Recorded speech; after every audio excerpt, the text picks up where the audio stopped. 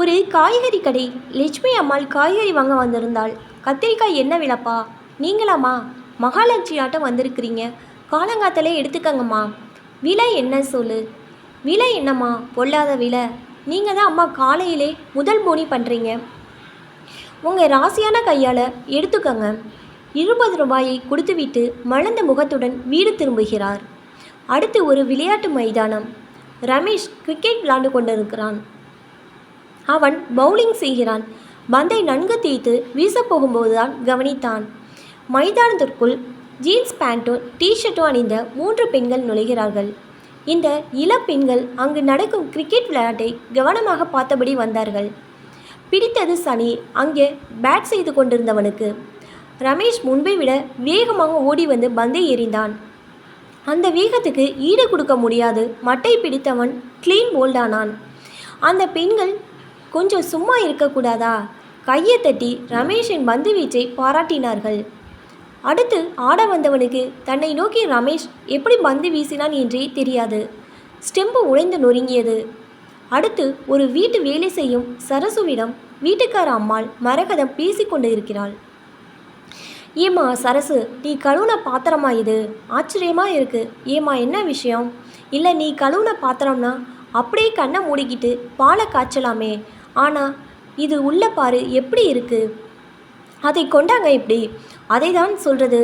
இந்த சரசு வேலை செய்கிறப்ப யாரும் தொந்தரவு பண்ணாதீங்கன்னு வாங்கி சென்று மீண்டும் அதை துலக்கி பளபளவென்று கொண்டு வருகிறாள். இந்த 3 நிகழ்ச்சிகளிலும் ஒரு ஒற்றுமையை கவனித்திருக்கலாம். பிரச்சனை அதிகமின்றி மனமும் வந்து சுறுசுறுப்பாக வேலை நடந்ததை பார்த்தோம். உங்கள் கை ராசியான கை. நீங்கள் லட்சுமிகரம்.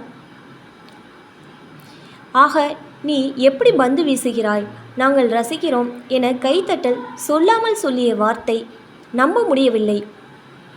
உன் வேலையின் தரம் மிக உயர்ந்ததாயிட்டு. இந்த வார்த்தைகள் செய்ததுதான் மாயம். ரமேஷின் பந்து வீச்சு வீரியம் பெற்றது. வேலை செய்யும் சரசு முகத்தை சுளிக்காமல் பாத்திரத்தை 2வது முறை கழுவி கொண்டு வந்தாள். அதிக பேரம் பேசாமல் கத்திரிக்காய் வாங்க செய்தது. மாறாக முதலில் கத்திரிக்காயிலிருந்து கையை இடுமா, காலங்காத்தத்தில் வந்துட்டாங்க என சொல்லியிருந்தாலோ ஆகா என கேலியாக பெண்கள் ரமேஷின் பந்து வீச்சு ஓட்டத்தை கேலி செய்திருந்தாலோ, உனக்கு எதுக்கு சம்பளம் கொடுக்குறேனே தெரியல, எல்லா பாத்திரத்தையும் நாங்கள் ஒரு தரம் கழுவ வேண்டியிருக்குது என்று மரகதாம்மாள் சொல்லியிருந்தாலோ வேலை நடந்திருக்குமா? அடுத்த விக்கெட்டும் உடன் விழுந்திருக்குமா?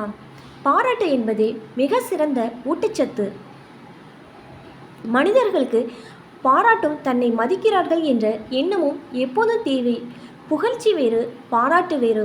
பாராட்டு என்பது யதார்த்தமானதாக இருக்க வேண்டுமே தவிர அந்த பாராட்டு மிகைப்படுத்தப்பட்டதாக இருக்கக்கூடாது.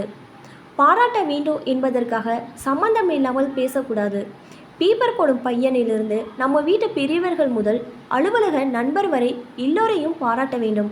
இதில் நிறைய பலன் இருக்கிறது. நம்மை பார்த்தால் முகத்தை திருப்பிக் கொள்ள மாட்டார்கள், புன்னகைப்பார்கள். நம்மை விரும்புவார்கள், நம்மை ஒதுக்க மாட்டார்கள். 4 பேர் பையை தூக்கி கொண்டு கடையில் நிற்கும்போது சாருக்கு என்ன வேணும்னு கேட்டு முதல்ல போடு என்று கடைக்காரர் சொல்லலாம். எங்கே உங்களை ரொம்ப நாளாக காணோம் என்று ஒரு 2 நாட்கள் ஆனாலும் நண்பர்கள் கேட்பார்கள். எல்லாம் எதனால்? இன்முகத்துடன் மற்றவர்களின் நல்ல குணங்களை வெளிப்படையாக சொல்வதனால் தானே. மாறாக நம்மில் சிலர் நம்மை பற்றி அதிகமாக நினைப்பதனால் மற்றவர்களிடம் உள்ள குறைகளை பெரிதுபடுத்தி பேசிவிடுகிறோம். நீங்கள் அப்படி செஞ்சது நல்லதல்ல, விலை கூட கொடுத்துட்டீங்க, ஏமாந்துட்டீங்க. தேவையா? மற்றவர்களை நல்லவற்றை சொல்லி மகிழ்விக்க சந்தர்ப்பங்கள் இருக்கையில் தவறுகளை தேடி சொல்லி காட்ட வேண்டாமே.